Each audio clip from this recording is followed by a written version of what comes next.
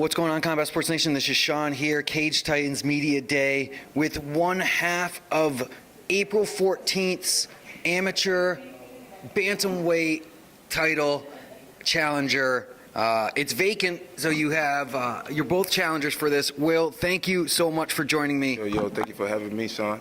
I'm feeling great. It was definitely a long process. I had to be very, very patient. When I first discovered DCNU and training there with those guys, they pushed me, and I was pretty much training like a crash dummy.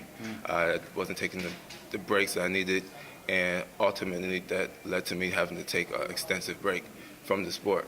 But I'm smarter now. I'm back, and I'm training with a great team, FAA. Nick Newell is my coach. He just had a great win over the weekend. I also train with Golden Falcon and CT Comet, but this is the perfect combination for me. How does it feel being able to, after such a long layoff, get to challenge this for this title again? Cage Titans is an awesome promotion. Mike Bover has always come through. So it's an honor to even be considered to fight again for the promotion.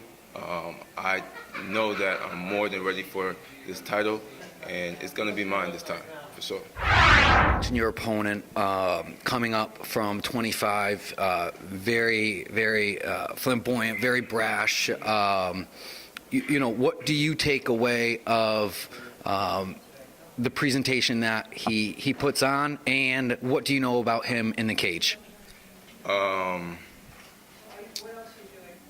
The presentation that he put on the show, really, I'm not about, being a showboat or anything like that. I'm not a clown. I just be me all day. Like, it's who you see right now in this camera is who you're gonna see when the camera turns off. It's not an act. It's not a costume. It's not a disguise. It's who I am. I'm not saying that's not who he is. Maybe it is, but really, it's a little much for me. A little extra.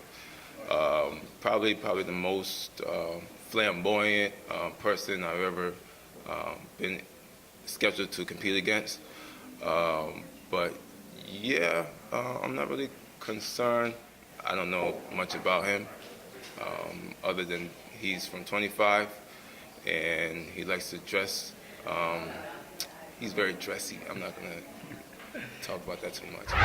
Your mindset sounds from our conversation is more stay ready, be ready, and you don't have to get ready. Exactly. And not to say that that's a new mindset for you, but what do you attribute that to in your return?